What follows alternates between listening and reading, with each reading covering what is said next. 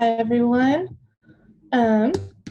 Hi, everyone. I'm Allison, and throughout this program, I have been working to create journalism to serve people who are working to keep their homes during the pandemic. That's looked a few different things, and I'll get more into that in a second. But first, I wanted to share a little bit about how I even got here. About a year and a half ago, I crash landed in New York from Milwaukee to join the social journalism program. I was pretty frustrated about a disconnect that I had felt between traditional journalism and the communities most impacted by the stories journalists or by the issues that journalists wrote about. I was excited to do things differently. But first, I had to find a place to live. For the first 2 months of grad school, I was crashing on a friend's couch, getting the tiniest taste of how all-consuming it is to not have a stable place to call home. Spending my weekends touring Facebook strangers' apartments and coming face-to-face with the beast that is New York real estate and gentrifying Brooklyn. The inequity and the history was all around me. Housing felt like a scarce commodity that only some people could have access to, some people could afford, and some people could keep. Little did I know how much worse it would get for so many people in the coming year. While trying to find my footing, I found the Open Newsroom and developed an affinity for library basements. The Open Newsroom is a project the nonprofit newsroom the city launched last year with Brooklyn Public Libraries to make local news collaborative. The goal is to learn how information travels in different neighborhoods, what issues are most important to residents who live there, and how we can work together to create news and information that better meets people's needs. I got to learn from and build with the team that started the Open Newsroom, McDella, Terry, Danny, Allie, and now Lauren and Erica, and mostly from the residents who participated in the meetings we held at the libraries and on Zoom. This work inspired and informed the work that I'm here to talk with you about today, how I got to work with residents in a neighborhood called East New York, and then with the broader virtual Open Newsroom community to report on housing as a human need that is a piece of a community and not just a commodity. I'm going to talk about some of the work I did listening to homeowners in East New York and how we had dreams of making theater into journalism. Then how we had to take a little detour when a global pandemic shut the city down and we had to pivot. And then a little bit about how I returned to East New York to keep working with the residents to share information about some of the policies that were making it hard for people to keep their homes before the pandemic and much harder during. It all started in the basements of the New Lost Library at East New York at an Open Newsroom meeting. We talked about housing, we wrote on a bunch of Post-it notes. People brought up concerns around homeownership and property loss, and some people asked about their rights as tenants. Since then, I spent a lot of time over the past year and a half attending community events, meeting with people one-on-one and in small groups when it used to be safe to do so, to learn why people were scared about losing their homes in East New York. I met people with deep roots in the neighborhood, like Brother Paul Muhammad, who helped me learn about the history and what issues were most important. Based on months of listening and research, if you're not familiar with East New York, this is some quick things to know. It's historically been one of the most affordable cities in the neighborhood, and that's thanks to residents who organized to build hundreds of affordable homes in the early 80s called the Nehemiah homes.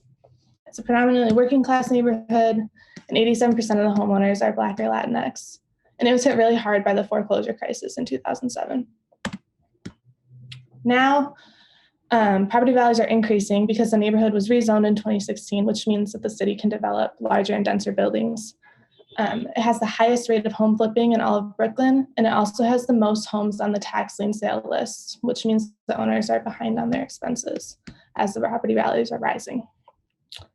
I also learned that groups of residents are organizing and taking action to preserve affordable housing there.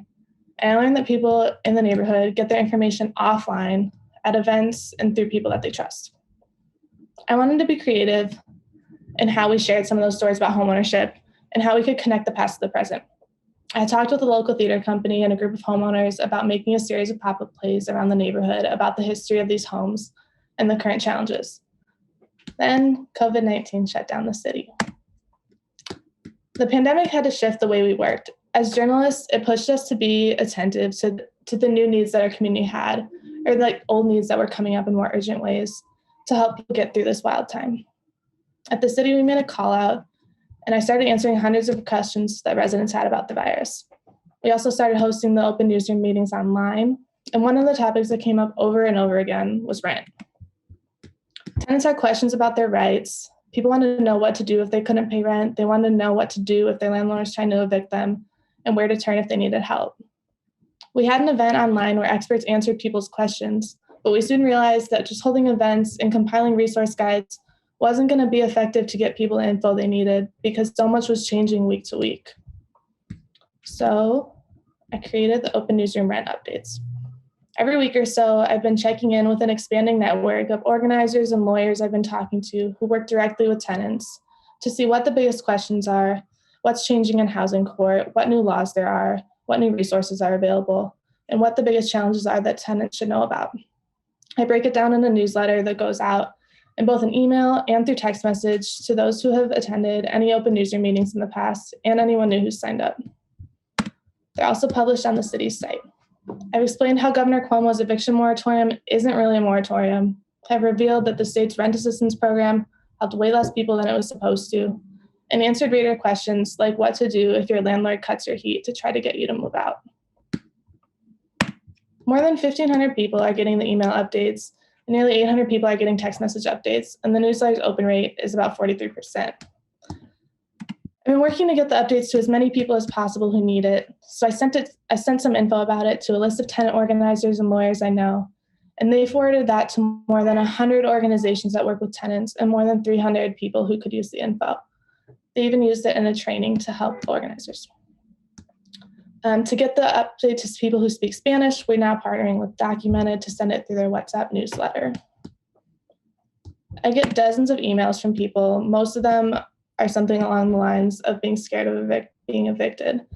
But this one the other day was actually a little bit encouraging. It says, "Hi, I just read your article on the first tenant evicted.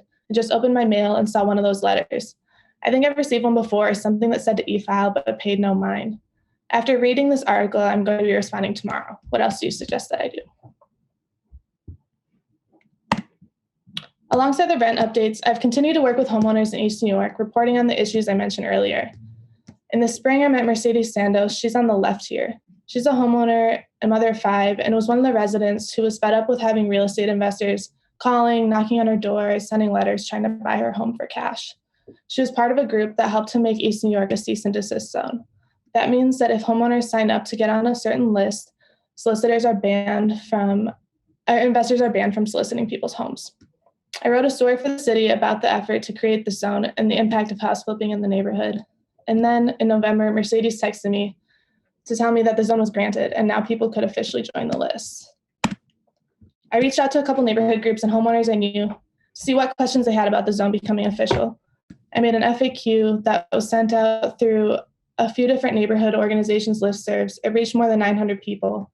I made a flyer with a QR code that I passed out at neighborhood events outside this fall. And I answered questions at a Zoom event where 60 people attended to talk about what the cease and desist zone meant. Since I knew most people in East New York get their information offline, I wanted to get a little creative. I worked with a local artist named Matthew Beeston to design a poster with information about the cease and desist zone with a number that people could text to get more info. We're putting them up on telephone poles all over the neighborhood where investors usually hang the signs that say, "We buy houses for cash." One more issue that homeowners had talked to me about last spring that I followed up on this fall was the tax lien sale.